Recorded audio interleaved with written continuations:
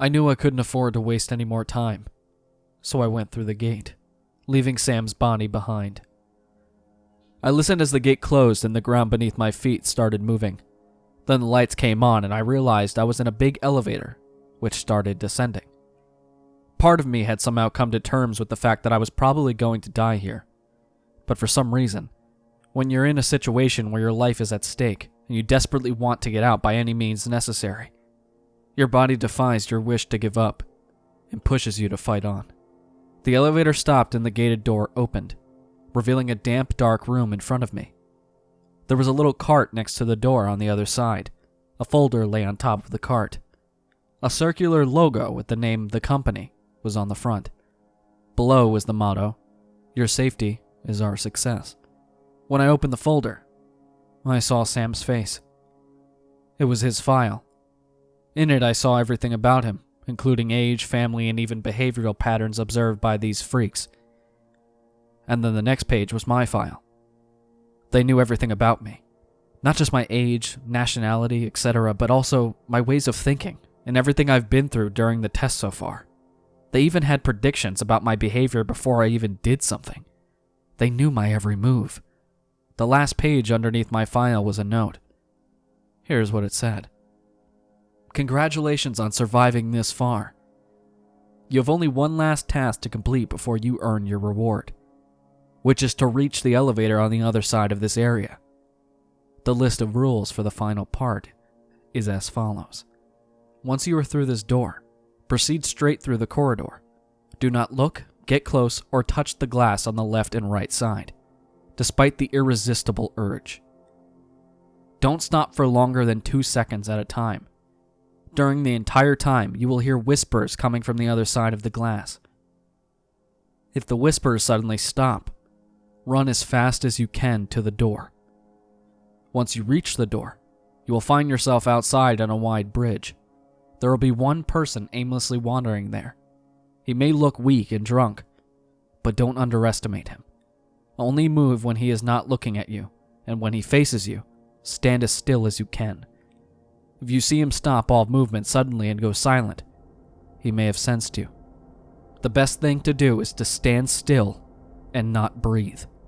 He may approach and inspect you, but do not move a muscle until you see him calm down and facing away. Do not even think about making a break for the door when you're close to it, and him being a distance away. If he sees you, he will catch you no matter how close to the door you are. Close the door behind you, and you will find yourself in a dormitory. You will see pebbles on a wooden plate next to you. Put them in your pocket and make sure you always have at least one ready in your hand. Proceed through the next area as quietly as possible, especially if you hear footsteps and sniffing close by. Especially be aware of creaking floorboards. If you assume you may have attracted its attention, toss the pebbles at a distance to distract it. Do not run while it is distracted. Do not go for the exit yet, as the creature is still standing in your way. Look for room 109. By this point, the creature will most likely be aware of your presence, so get inside the room and lock it as fast as possible. You will see that there is nowhere to hide, since the room is empty. That's not a problem, since the creature is blind. Run into any corner of the room and stay there as quietly as you can. Try to remain calm as the creature screams and rams the door. Once it is inside, it'll inspect the room and sniff the air. You'll be safe as long as you make no sound. After a minute or so, the creature will leave and you'll be able to get to the next exit safely. Exit the dormitory through the back door and close it. When you turn left, you will see... The rest of the note was unintelligible, save for a few words and the signature of the company below. I narrowed my eyes, scanning the page over and over, but no matter how many times I read it, the text remained the same. I cursed loudly and put the page in my pocket, inhaling and exhaling deeply. Final stretch. No matter what happens after this, it would be over, and I knew it. I opened the door, and as soon as I did, the whispers came from both sides. It sounded unnatural, as if whoever was on the other side of the glass was mocking me with their friends behind my back and trying to be quiet, but failing. I proceeded for a whole minute before the whispers suddenly stopped, and then loud slamming on both sides of the glass started, Handprints started to appear on the glass. First 1, then 2, then 10, 100, 1,000, all within the span of 10 seconds or so. I sprinted across the corridor and rammed the door with my shoulder. I turned around to close it, but the corridor was calm again. No sounds and no handprints. I took no chances as I closed the door behind me. I turned back and faced the sight before me. I was on a wide metallic bridge in the middle of nowhere. There were streetlights on it, illuminating the entirety of the area. A very frail-looking person stood in the middle of the bridge, hunched forward and looking like he could barely hold his weight on his own legs. I couldn't see below the bridge because it was too dark, but I was definitely somewhere that looked like outside. Slowly, I started to cross the bridge, making sure to stop whenever the person on the bridge looked in my direction. He seemed completely oblivious to my presence when I stood still, since he cut in front of me a few times without even looking in my direction. It wasn't until I was close enough that I could hear the wheezing sounds coming from the person, as if he had a difficulty breathing. Could he really overpower me? Nevertheless, I carefully crossed the bridge and closed the door. As soon as I entered the dorm, I took the pebbles and perked up my ears. No sounds yet. Hastily, I found room 109, and as soon as my hand touched the doorknob, a blood-curdling scream echoed throughout the hallway. I quickly entered and locked the door, and then rushed into the corner, standing as still as possible, doing my best to steady my breathing. The door started to rattle violently as whatever was on the other end rammed it over and over. I could see with my peripheral vision that the door was about to give way, and soon enough, it fell straight from the hinges. A naked, skinny-looking creature with no eyes and a sharp row of teeth burst inside, jerking its head in all directions, looking for me. It then started to intermittently sniff the air and stop and listen. I had to clasp my hands over my mouth to stop myself from whimpering. Soon enough, the creature left the room. I waited for a whole minute before peeking out into the corner, still scared shitless. No one was there, and I proceeded to find the exit. After opening the back door, I found myself in another hallway. I turned left and braced myself, ready to face whatever was there. In front of me at the end of the hall was an elevator, but between me and the elevator stood none other than the staring man. Our eyes locked, and I knew what I had to do. I heard screams in my ears and felt things brushing against me from behind and touching my neck and face, but I didn't take my eyes off of him. I hurried up to the elevator, and it opened on its own. I entered and continued staring at the man, and just before the door closed, something unexpected happened. The man nodded and looked away. The elevator started ascending this time. I had no idea where it was going to take me, but before I could process that thought properly, it opened again. In front of me was a room engulfed in darkness, and only a small beam of light shone in the distance ahead. Hesitantly, I stepped out of the elevator and started walking towards the light.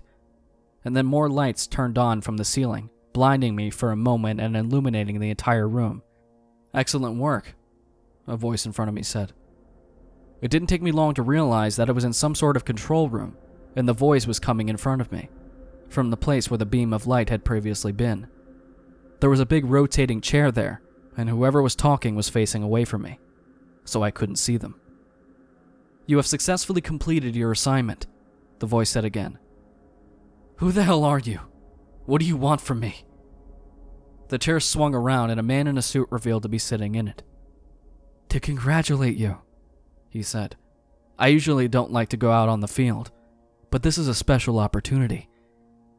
Anger started to boil in me when I saw how nonchalant he was being about the whole situation.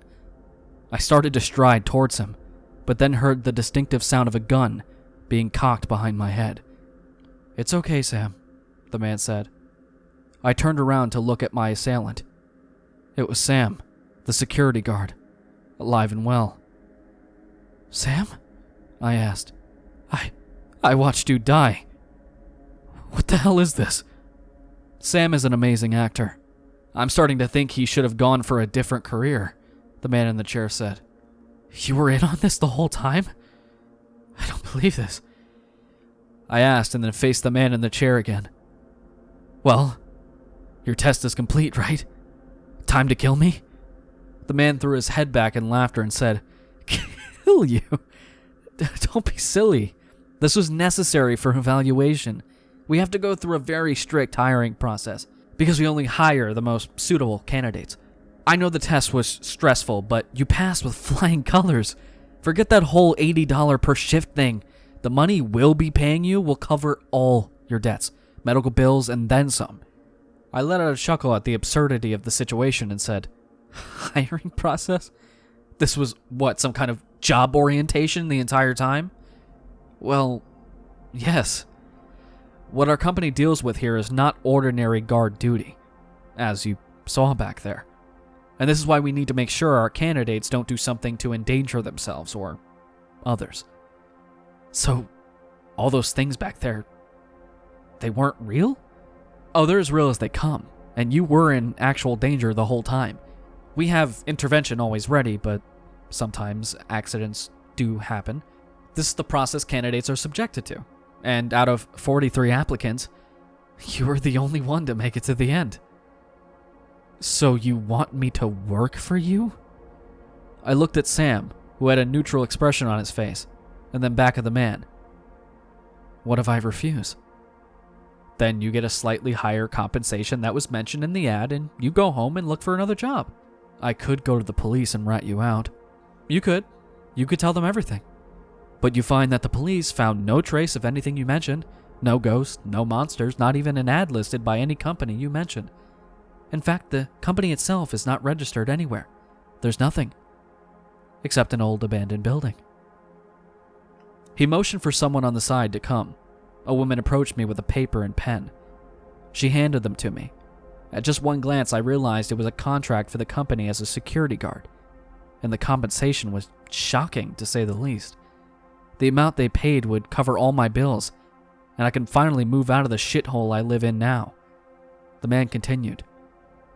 You could walk away and go to the police. Or you could work for us. Help the world and the fragile residents by keeping them safe from the horrors you witnessed. Because their safety is our success. He smiled. I frantically clicked the pen over and over, looking at the man's smug face, and then at Sam. He nodded subtly to me as I looked at the contract once more. So much money. Before I could change my mind, I signed the contract and handed it back to the lady. The man smiled widely, and then stood up and shook my hand as he said, "Welcome to the company."